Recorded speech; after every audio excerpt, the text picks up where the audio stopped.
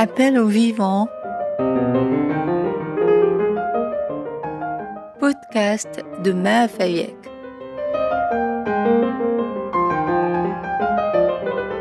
Mixage Chérif Fayek.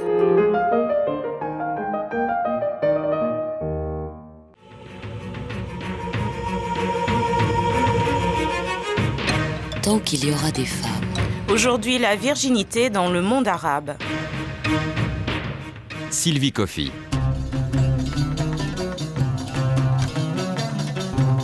Malgré de nombreux acquis sociaux et la lutte des femmes arabes pour l'égalité, la sexualité et plus particulièrement la virginité demeurent un sujet tabou. Aujourd'hui, les tentatives de révolte et de rébellion contre cette norme sociale, devenue inacceptable pour certaines, se font dans l'ombre à quelques exceptions près. Maa Fayek, bonjour, vous êtes journaliste égyptienne et vous avez rencontré nombre de femmes, des Soudanaises, des Palestiniennes, des Égyptiennes. Alors pourquoi la virginité est-elle un sujet tabou dans le monde arabe ? Il y a eu énormément de changements depuis le début du siècle. En 1919, on a vu Oda Sha'rawi, par exemple, en Égypte, manifester contre l'occupant anglais.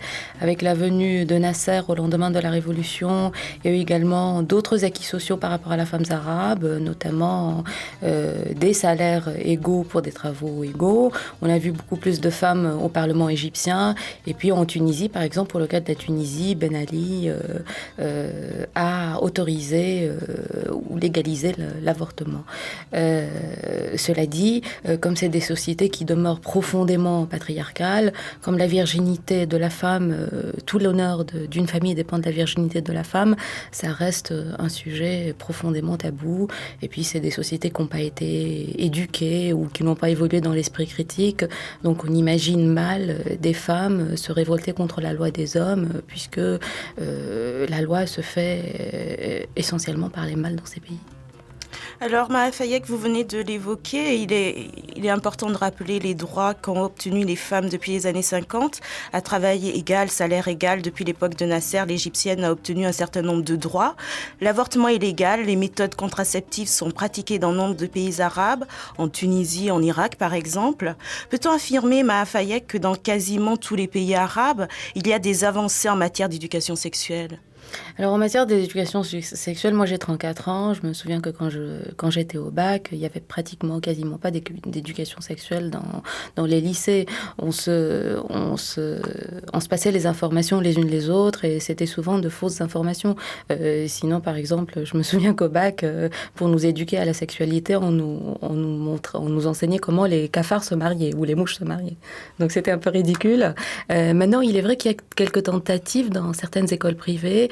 Il est vrai qu'en Tunisie, par exemple, au Liban, il y a certaines avancées, mais je me souviens que, par exemple, au lendemain de la conférence de la population qui a été organisée en 1995 au Caire par les Nations Unies, il y avait énormément de pays arabes qui ont interdit l'évocation du droit à l'éducation sexuelle dans les écoles au monde arabe. Alors, Maa Fayek, pourquoi vous avez voulu aborder un tel sujet ? Parce que c'est un sujet tabou. Et je pense que c'est un débat qui nécessite d'être invité les femmes arabes à s'interroger sur leurs propres conditions au travers d'une émission qui passe sur une chaîne, sur une station de radio arabe. Je pense que c'est intéressant. Qu'elles soient d'accord ou pas, qu'elles aient envie de s'émanciper ou pas, le fait de poser le sujet sur la table, c'est important. Donc nous allons rentrer dans le vif du débat. Dans le monde arabo-musulman, dehors du mariage, aucune relation de couple de type concubinage comme en Europe n'est possible. Il faut se conformer aux normes sociales sans se poser de questions, comme l'explique Yara, palestinienne. D'abord, je pense qu'il y a un consentement, mais inconscient de la fille par rapport à sa virginité. Je me souviens quand j'étais petite, moi j'étais toute fière de pouvoir et de vouloir rester vierge pour offrir mon corps à mon mari, parce qu'on m'a éduquée à penser comme ça.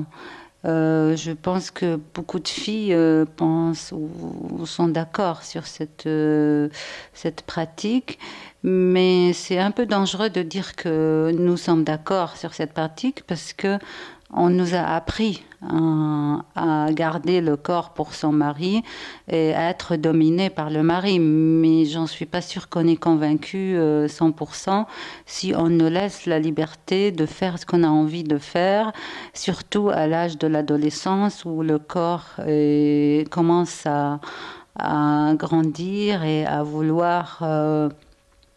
à sentir l'autre corps, à vouloir être avec l'autre qu'on aime et qu'on sait que c'est interdit, que c'est très difficile de contrôler ses sentiments et ses impressions sexuelles qu'on a tellement envie, mais on sait que c'est interdit. En Palestine comme en Égypte, la majorité de la population donne à leurs filles la même éducation qui se transmet d'une génération à l'autre. Un exemple avec ce couple d'Égyptiens que vous avez rencontré, Maha Fayek, qui nous explique l'éducation stricte qu'ils imposent à leurs filles. Mes filles peuvent partir en excursion universitaire seulement pour une journée, et non pas pour 2 ou 3 jours ou 2 ou 3 semaines. Je leur interdis formellement de passer la nuit à l'extérieur de la maison.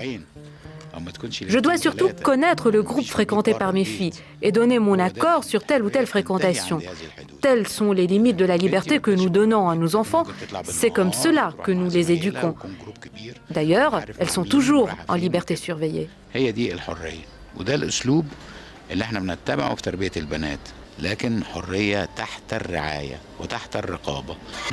Et si vous appreniez que votre fille sortait avec un garçon, si elle m'en informe, si je connais les limites de cette relation, s'il s'agit d'une relation propre, si enfin ma fille voit son ami une demi-heure ou 1 heure par jour pour discuter ou pour aller manger au resto, il n'y a pas de mal. Je dois aussi impérativement connaître ce garçon, sa famille, leur moralité, leurs principes. Mais si cela se fait dans mon dos, alors là, pas question. Je réagirai alors très mal. Je ne peux pas vous dire ce que je ferai. Ah non, c'est pas possible. Le regard que pose notre société sur 2 personnes qui se fréquentent en dehors du mariage est extrêmement négatif. Un jeune couple n'échappe jamais au regard des gens dans les bus, dans les tramways. Il vérifie toujours si le couple en question a des alliances à la main. C'est pour vous dire à quel point ceux qui ne se conforment pas à nos us et coutumes sont marginalisés dans notre société. Et vous, madame, si vous appreniez que votre fille a des relations sexuelles avec un garçon, comment réagirez-vous? Vous pouvez la tuer, par exemple? Non, non, je ne la tuerai pas. Je lui infligerai certainement une très grande punition. Ensuite, j'essaierai de comprendre pourquoi elle en est arrivée là. Qui fréquente-t-elle? Quelle mauvaise influence aura-t-elle subi? Je me remettrai moi aussi en question. Je me demanderai, par exemple, en quoi l'éducation que j'ai donnée aura failli. Et puis certainement, je ferai de mon mieux pour la ramener au droit chemin.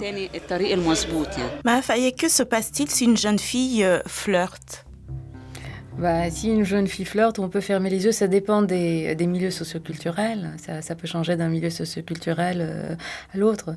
Il est vrai que les milieux qui se ressemblent le plus, c'est souvent la très haute société et puis les milieux extrêmement populaires.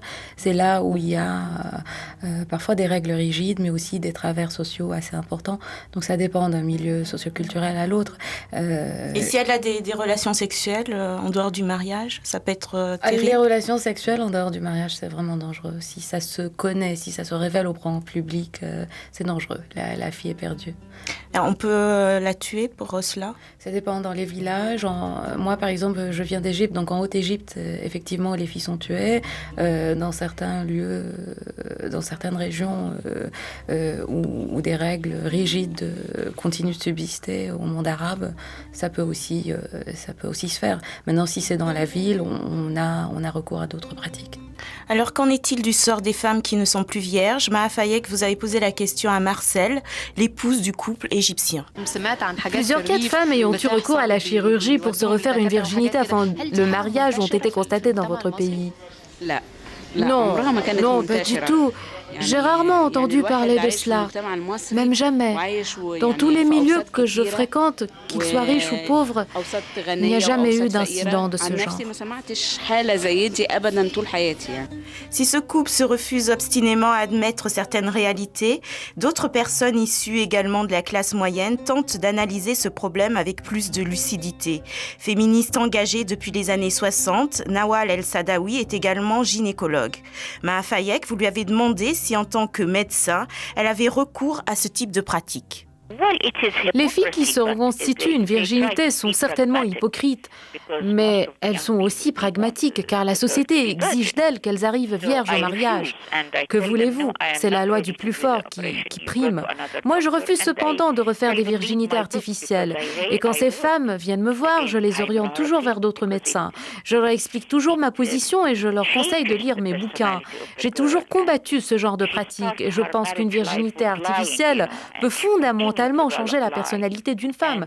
Ça peut bousiller aussi la vie d'un couple. Je connais des filles plus courageuses qui ont opté pour la vérité et qui ont ainsi gagné la confiance et le respect de leurs futurs époux.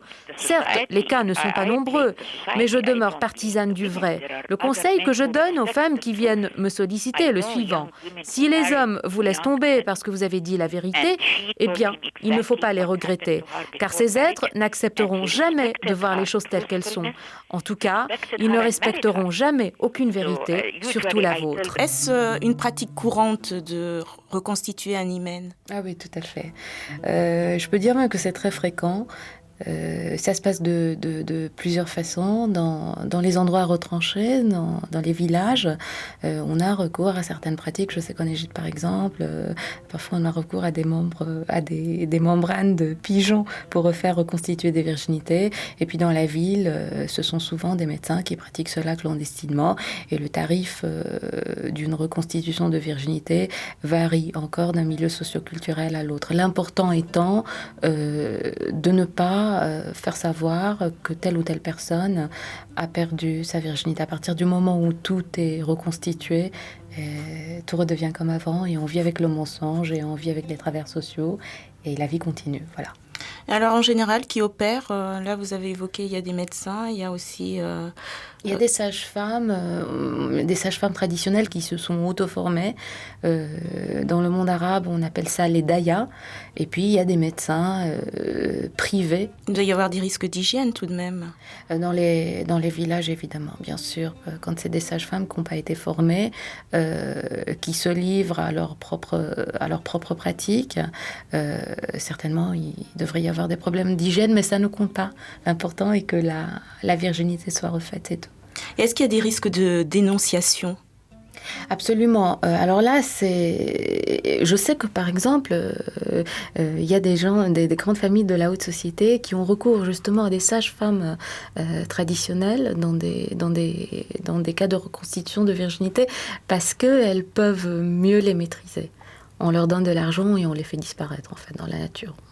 Cela dit, les risques de dénonciation sont plus importants chez les médecins parce que généralement dans une classe moyenne ou dans une autre société, tout le monde se connaît et les gens n'ont pas de scrupules et les médecins dans le monde arabe ne sont pas forcément tenus au secret médical comme c'est le cas en Occident. Alors comment les gens sont informés de ce type de pratique? Parce qu'on sait que la société arabo-musulmane est très rigide. Comment les jeunes arrivent à s'informer sur les pratiques sexuelles? Ils s'informent entre eux, ça passe de bouche à oreille. Alors pour celles qui ne veulent pas recourir à une chirurgie, il existe d'autres alternatives.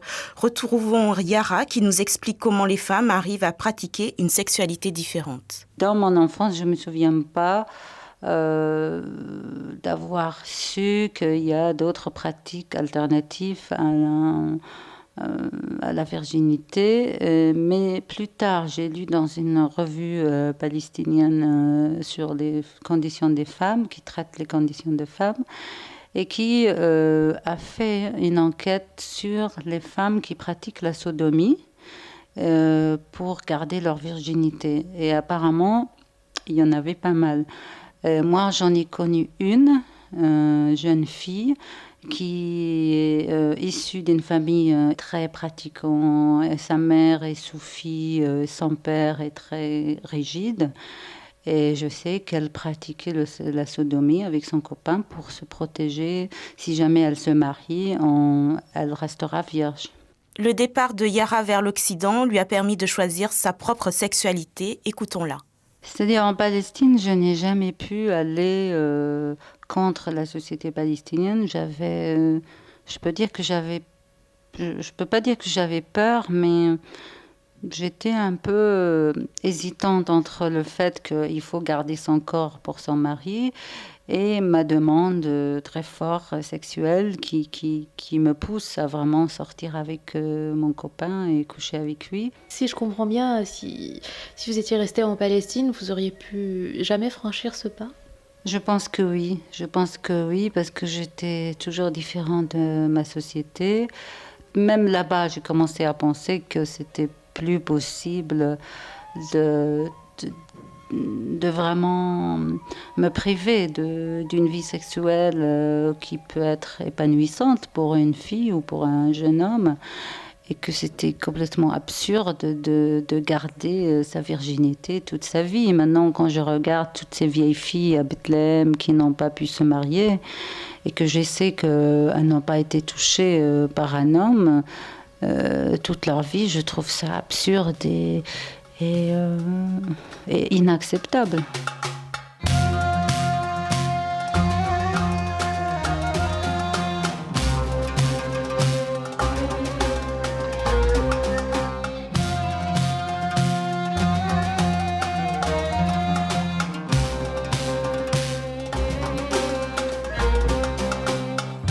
Au Soudan, l'éducation des filles est variable d'une famille à une autre. Cela dépend du milieu socio-culturel, de la situation financière de chaque famille. Nemat est soudanaise, malgré une éducation stricte, avec la peur du qu'en dira-t-on, elle a décidé de disposer librement de son corps. J'ai toujours pensé qu'il était important de se révolter contre les mœurs. C'est ainsi qu'on peut progresser, se développer. Le fait qu'aujourd'hui les filles puissent rencontrer des garçons, choisir leurs compagnons de vie, tout cela a été une révolte contre les mœurs. Et aujourd'hui, nos parents trouvent que c'est tout à fait normal, alors qu'il était impossible d'en parler du temps de ma grand-mère, par exemple. Tout cela pour vous dire que la révolution est indispensable à l'évolution des peuples.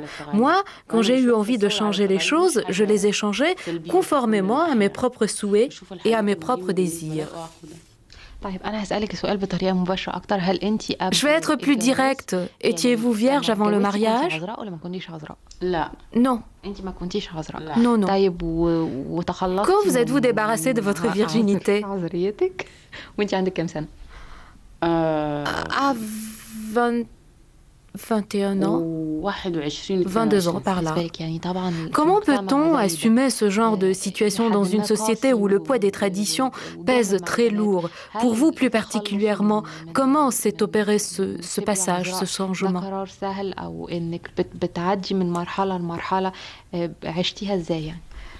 Ma décision a été prise très facilement. Il n'y a pas eu de moment de doute, d'inquiétude, parce que je ne considère pas que la virginité est un critère d'honneur, de bonne conduite. Je pourrais être une personne très vicieuse et conserver ma virginité pendant toute ma vie. Alors à quoi bon ? Non, sérieusement, je ne pense pas du tout que la moralité d'une personne dépend de sa virginité. Le comble, c'est qu'on nous explique toujours que si on n'est pas vierge, on n'aura jamais de mari. C'est seulement ce côté des choses qu'on nous montre. Alors moi, si un homme refuse de m'épouser parce que je ne suis pas vierge, eh bien je n'en veux pas. Et puis comme je vous l'ai dit, je me suis très facilement débarrassée de ma virginité. Je n'avais pas de scrupules. L'idée de ne pas trouver de mari ne m'a jamais effleurée. Au fait, je ne reproche pas aux parents de camper sur leur position. Je lance plutôt la pierre aux jeunes qui ne font rien pour faire bouger les choses. Que reprochez-vous aux mâles arabes ? D'avoir imposé aux femmes des lois très rigides. Mais je reproche surtout aux femmes arabes de ne s'être pas révoltées contre ces lois. Malgré ces deux exemples, Yara la palestinienne et Nemat la soudanaise, qui ont transgressé l'interdit suprême et ont décidé de vivre librement leur sexualité, la majorité des femmes acceptent et se soumettent aux normes sociales. Retrouvons Yara qui nous donne son point de vue sur la question. Il y a plusieurs raisons à cela. D'abord, comme j'ai dit auparavant, c'est que une grande partie des filles arabes croient à ce qu'on appelle ce mythe qu'il faut garder son corps pour le mari. Je pense que dans les sociétés arabes, on vit plutôt dans un mythe par rapport à l'amour, par rapport à la sexualité. Tout ça n'est pas réel. On n'a pas une expérience réelle de l'amour et de la sexualité. Donc, on a un mythe dans la tête sur ce que c'est l'amour et ce que c'est la réalité. Mafayek, pourquoi les filles arabes ne se révoltent pas? Juste une parenthèse, je voulais dire que Yara et Nemat, c'est des pseudonymes. Donc, on a peut-être transgressé l'interdit social, mais on a toujours peur du qu'on dira-t-on. Maintenant, pourquoi les femmes arabes ne se révoltent pas? Il faut peut-être les interroger, mais il faut surtout leur donner l'occasion de s'interroger sur leurs propres conditions. C'est là le problème, elles sont trop endoctrinées, elles ont peur, il y en a celles qui se sont tout simplement résignées. Donc moi, je pense que l'important est de leur donner l'occasion de réfléchir sur elles-mêmes, sur leur propre corps, sur leur propre vie, de leur donner la possibilité de faire des choix. Voilà. Mais vous avez l'impression qu'il y a une évolution à l'heure actuelle par rapport à la nouvelle génération ? Je pense que la nouvelle génération n'est pas très courageuse. L'évolution est dans les travers sociaux. Ça veut dire que on veut de nous qu'on soit comme ça, eh bien on est comme ça et on va pas réfléchir parce que c'est la société qui veut cela. Mais on va essayer justement de transgresser les interdits autrement dans l'ombre. Alors c'est ça peut-être l'évolution, c'est peut-être pas mal, mais il y a encore beaucoup de choses à faire.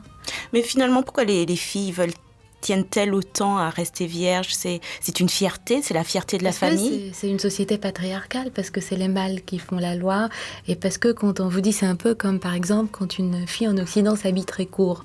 Généralement, les réactions que vous entendez, c'est que c'est des filles qui ont les jambes en l'air. Ça fait mal quand une fille entend dire ça. Par rapport à la virginité, c'est pareil. Une fille qui n'est pas vierge, c'est une honte, c'est une tare.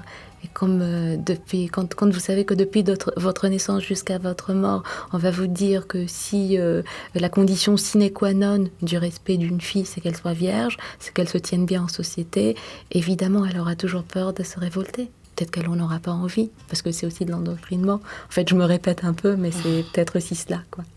Merci Maha Fayek. Je rappelle que vous êtes journaliste égyptienne.